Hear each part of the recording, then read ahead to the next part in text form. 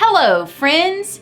It's me, Miss Alexis, and I'm a hero. Yeah. Well, okay, I'm not a real hero, but I'm pretending to be one. It's fun to be a hero because heroes have integrity. Integrity is choosing to be truthful in whatever you say and do. And heroes, above anything else, are truthful. Of course, it's also fun to pretend to be the villain. Now you will know the power of the bucket. For I, Buckethead, am your second cousin, once removed, on your mom's side. No, that's impossible. We look nothing alike. Would I lie to you? Yeah, probably. You're right, I probably would. The good thing about pretending to be the bad guy is that I can stop pretending anytime I want. But as you'll see in today's story, when you cheat and lie in real life, it's a little harder to take your mask off. It's really hard to breathe in here. I'll see you all back here soon.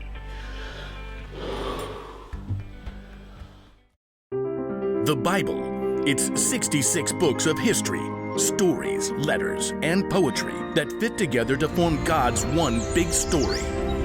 The epic adventure of how He created us and loves us so much that He made a way to rescue us. As we travel through the Bible, from Genesis to Revelation, we discover people who met God and found their lives changed forever. Now, for an amazing story, inspired by the book of 2 Kings, chapter 5. Naaman was the commander of the army of Aram, one of Israel's greatest enemies. Forward march! Though Naaman was a wealthy man, he had one problem that no doctor could solve. He had a terrible skin disease. Make it go away. Then Naaman heard news of a prophet in Israel, Elisha, who might be able to help. But instead of going straight to Elijah, Naaman took rich gifts to the king of Israel, along with a letter from the king of his own land explaining how important he was. The king of Israel frowned as he read the letter from his enemy, the king of Aram. I am sending my servant Naaman to you with this letter. I want you to heal him of his skin disease. What? No! I'm not God. Your king is trying to pick a fight with me. But I just Not want... listening. La, la, la, la, la. The king of Israel made such a fuss that Elisha heard the news and sent a messenger. It was probably his trusted servant, Gehazi. I'm a good guy. Trust me. Gehazi took Elisha's message to the king. Elisha says tell the man to come to me.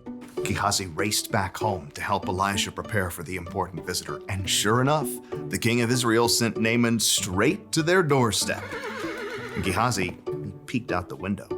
Look how low the chariot is riding. What's in the back? Embroidered robes and bags of something? Gehazi? Hurry up. You gotta look good for this guy. I'll get you your best robe. Nope, You're not wearing the robe? I'm not going out. Not going out? No, you are. My robe? What's wrong with your robe? It's old. It's not even a decent name brand like Melchizedek or Queen Jezebel. Elisha sent his servant out the door with a message for Naaman. Are you the prophet?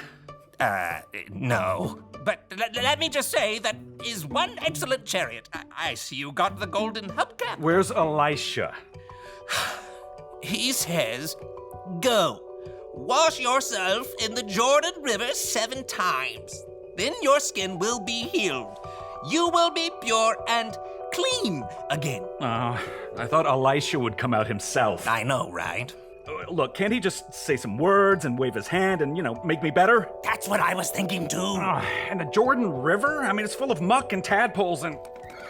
forget it. Naaman tore off, angry, but his servants convinced him to follow Elisha's instructions. Naaman dipped 7 times in the murky Jordan River, and when he rose from the water on his 7th time, What? His skin was perfectly clean. He was healed. Unbelievable. Naaman raced back to Elisha's home. This time, the prophet came outside along with Gehazi. Naaman marveled at his unmarked arms and hands. Now I know that there is no God anywhere except in Israel. Please take a gift from me. Gehazi inched closer to the chariot. He could see the richly colored robes hanging over the bags of gold and silver. Is that a genuine Melchizedek robe? Uh-huh, the real deal. Just have your servants unload around back and I'll... Nope. I serve the Lord. You can be sure that he lives. And you can be just as sure that I won't accept a gift from you. What? Please, I'm begging you. He's begging you, Elisha. But Elisha still refused to take a single coin from Naaman and send him away in peace. Elisha went back inside, leaving Gehazi speechless on the doorstep. What? No. Seriously? Gehazi could still see the dust kicked up by the horse's hooves. Elijah should have taken something.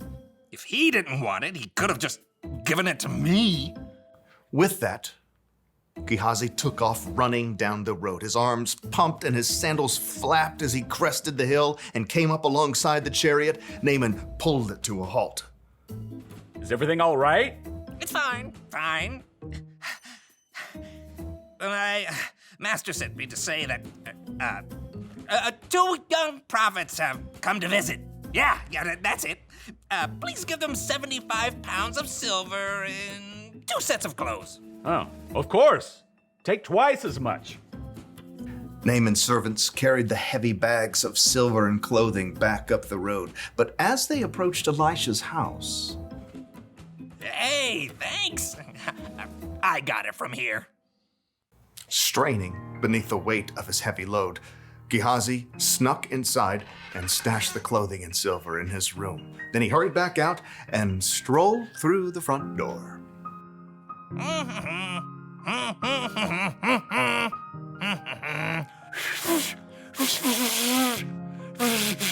Can't whistle. Elisha studied him with sharp eyes. Where have you been? Oh, me? I didn't go anywhere. Didn't my spirit go with you? I know Naaman greeted you. I know you took money and clothes.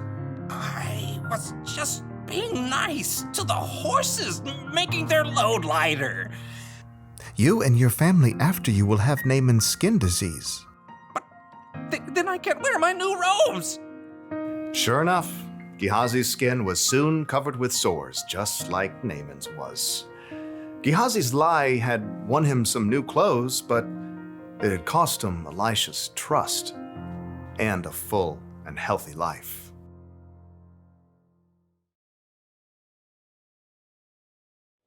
Elisha's servant Gehazi told some lies, didn't he? He lied to himself, saying he needed more stuff than he already had. He lied to Naaman to get the stuff. Then he lied to Elisha about all of it. Maybe Gehazi wasn't a bad guy, but would you be able to trust somebody like that? Never! What if somebody lied to you? What if they said they were going to keep a secret, but they let it slip out? Or what if they said they'd do one thing, but then they did something else instead? Do you still trust them? No. It's harder to trust people after they've let you down, right? Correct.